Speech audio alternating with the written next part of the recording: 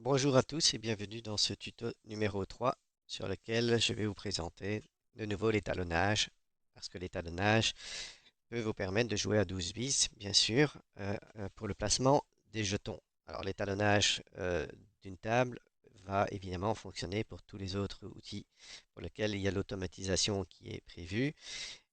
Mais même si nous ne faisons pas la capture des numéros dans 12 bis et dans Stat Manager, en tout cas pour 12 bis, vous pouvez miser les jetons, placer les jetons automatiquement. Et donc, nous pensons qu'il est important de vous remontrer un petit peu comment fonctionne l'étalonnage qui sera donc euh, sélectionnable dans notre nouveau utilitaire, nouveau tool 12 bis. Alors, je vais dans un instant démarrer l'application, le launcher, de façon à ce que je puisse démarrer ici. Voilà, le calibreur. Alors, calibration. Voilà. Alors, voici donc, je vais le mettre ici, puisque ce qui nous intéresse, c'est surtout les numéros qui sont nécessaires pour pouvoir faire les calibrages correctement. Donc, nous n'allons pas faire la saisie des numéros. Nous pourrions, hein, ceci dit, c'est pas, et nous allons d'ailleurs le faire pour bien montrer que ça fonctionne correctement. Donc, vous voyez les coordonnées ici en temps réel. Donc, nous allons aller capturer le numéro ici avec le bouton de droite positionné correctement. Voilà, vous voyez qu'il enregistre les positions ici, c'est moins 528 et 126 sur mon écran.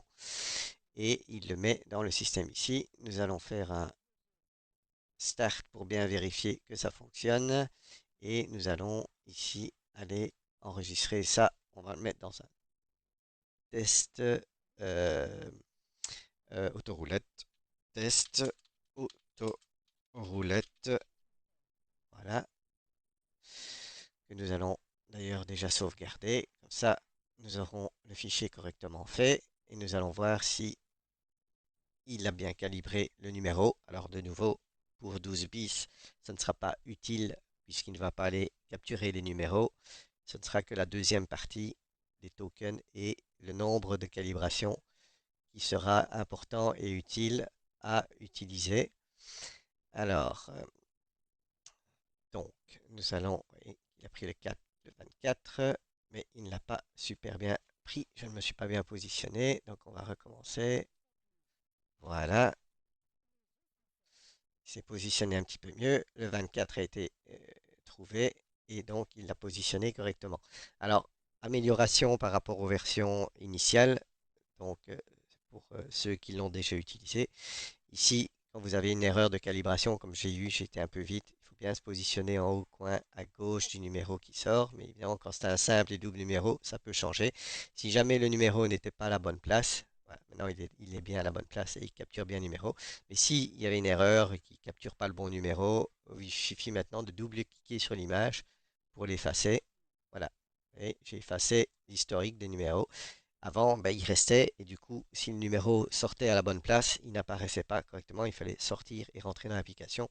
Donc, vous voyez maintenant que ce problème est solutionné et que la calibration fonctionne très bien. Donc, je vais resauver pour être sûr pour ce positionnement.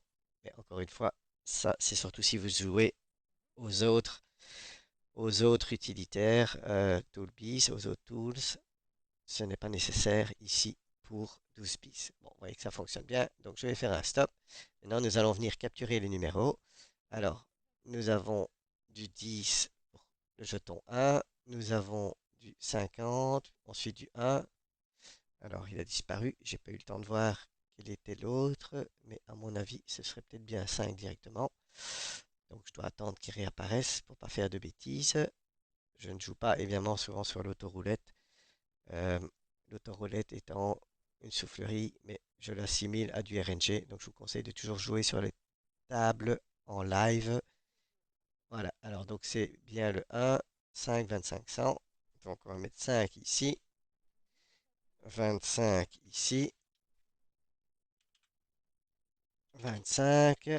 Voilà. Et on a dit le 100 ici. Voilà. Une fois que vous avez introduit les numéros disponibles, vous faites sauvegarder et il ne reste plus qu'à étalonner les numéros eux-mêmes. Alors, petite amélioration aussi par rapport à la version initiale. Quand vous faites le Start ici, avant vous deviez cliquer soit sur le bouton de droite, mais alors ça fait apparaître un menu contextuel, ou alors vous deviez appuyer sur le bouton de gauche de la souris, mais en fonction du timing, vous alliez positionner des mises, donc il fallait vite les retirer. Donc ici, nous avons remplacé ceci par le fait de pouvoir appuyer sur la touche F8 de votre clavier une fois que vous avez mis votre souris au bon endroit. Donc, mais au-dessus du 0, je fais F8. Ensuite, pour le 1, F8. Pour le 2, F8. Pour le 3, F8. Pour le 35, F8. Et il me reste à positionner les 6 jetons de la même manière. Alors, évidemment, je dois attendre que les jetons reviennent à la sélection. Voilà. 1, 2, 3, 4, 5 et 6 jetons. Voilà, c'est enregistré dans la configuration. Je vais à tout hasard le sauver et vous voyez bien qu'on est sur test autoroulette. Donc, ce que je vais faire maintenant, c'est fermer l'étalonneur et je vais maintenant démarrer mon 12 bis ici et vous montrer que l'application est bien dedans. Donc, nous voici dans 12 bis. Alors, nous allons prendre la configuration et vous voyez que dans la configuration, j'avais bien mis test autoroulette, c'est celui que nous venons de configurer. Et vous voyez que les jetons sont correctement repris. Toujours important de bien vérifier. Vous pouvez même le tester ici. Bon, ici, moi, ça ne sert à rien. Si je teste, il va les positionner. C'est pas le but du jeu. Vous pouvez tester les colonnes et douzaines puisque c'est ça qu'on joue, mais en principe, il n'y a pas de souci.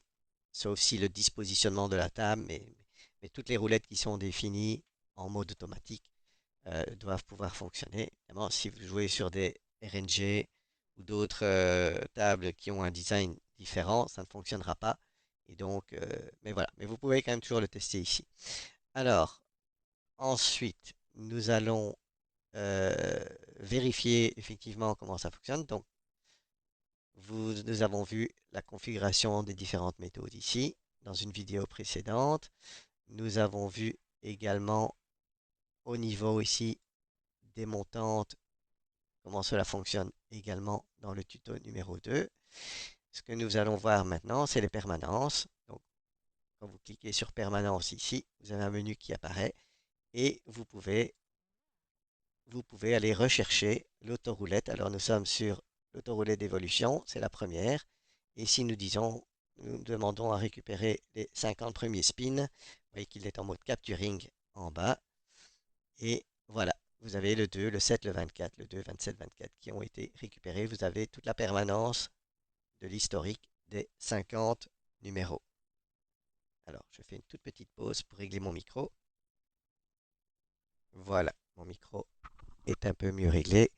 Donc, je peux continuer. Donc, vous voyez, vous avez tout l'historique qui est ici, qui n'est pas nécessaire, mais ça vous permet de faire une simulation et de faire un check sur base de la stratégie que vous avez définie. Donc ici, on a dit la Fibonacci d'une part, et nous avons décidé de prendre les métaux dynamiques, donc tous les 5 spins. Il va évaluer quels sont les meilleurs métaux dans toute la liste qui est disponible ici, et il va faire un classement de la meilleure en la positionnant au-dessus et basculer dessus et continuer la stratégie sur celle qui est dominante, on peut dire ça comme ça, hein, donc la douzaine dominante dans ce cas-ci. On pourrait le faire avec la colonne, évidemment, et chacune est indépendante l'une de l'autre en fonction de la méthode qui est la meilleure au moment du check. Euh, Ici, donc, nous allons faire un check ici sur les 50 numéros historiques. Alors, vous voyez, il adapte d'ailleurs la bankroll en fonction des mises. Bon, nous étions avec des mises, alors je le rappelle, au niveau de la configuration, on jouait des 1, bon, ce qui est beaucoup, hein. Faites attention, il faut une bankroll correcte. Et si nous maintenant nous regardons les statistiques de ce tirage, donc si on avait joué dessus, voilà où nous en sommes. Voilà, c'est assez parlant. Bon, alors attention, je ne vais pas vous mentir, c'est une très très belle série. voyez que la bankroll maximum atteinte, c'est 44. On y est presque d'ailleurs. La minimum, ben, elle est descendue à peine de 1 et puis elle est partie. Vous voyez le nombre de spins total, ben, c'est les 50 qu'on a importés.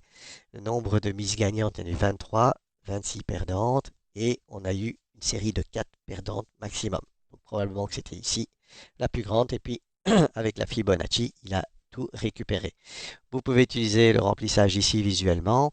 Et si vous désirez, donc, je vais introduire, alors je ne sais plus ce qu'il y avait comme numéro, ça n'a pas d'importance puisque de toute façon on est en mode fictif.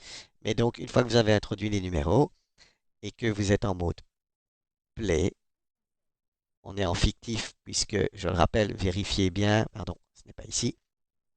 Vérifiez bien au niveau de la configuration, vous n'avez pas mis l'autoplay, parce que si vous mettez l'autoplay, il va essayer d'aller mettre le, enfin, il va pas essayer, il va aller mettre les jetons de la mise sur laquelle il est en train de jouer.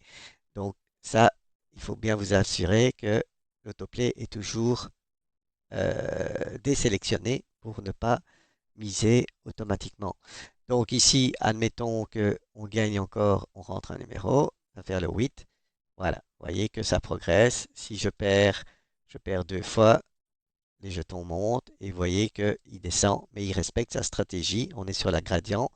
Probablement qu'au bout, voilà, il vient de modifier après 5 coups parce qu'à force de perte, il a vu que la roller était la meilleure. Et si vous regagnez dessus, il vous affiche l'état en temps réel sans jouer. Si évidemment vous placez le bouton en automatique, évidemment, il ne faut pas rester dans le chemin ici non plus. Voilà, mais dès que vous allez cliquer sur le numéro, entrer le numéro, il faut attendre évidemment de pouvoir miser. Mais dès que vous allez cliquer sur le numéro, il va aller positionner les jetons sur, euh, la, la- sur la table de jeu. Voilà.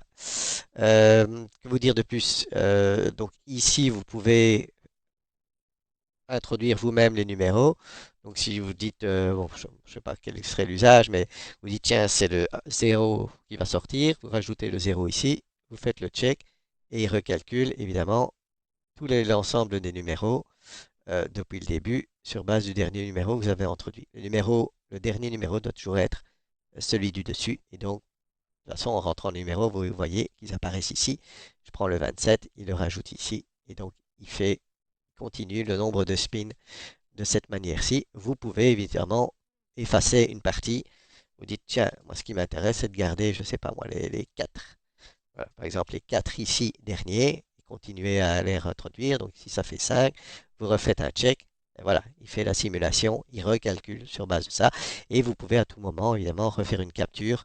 Et là, alors, il va l'écraser tout ce qu'il y a dans la liste ici Voilà, et voilà garder donc comment effectivement vous et le pouvez 30, 5 utiliser et 19. C'est bien le l'utilitaire dernier. de tool Et en de faisant un Sbeeze check, en important notamment euh, euh, la bonne configuration ici que vous avez préalablement étalonnée. Euh, et comme je l'ai dit, la liste que vous voyez ici apparaît dans les autres utilitaires et peuvent être utilisées de la même manière. Voilà, merci d'avoir suivi ce tuto et rendez-vous pour le prochain tutoriel.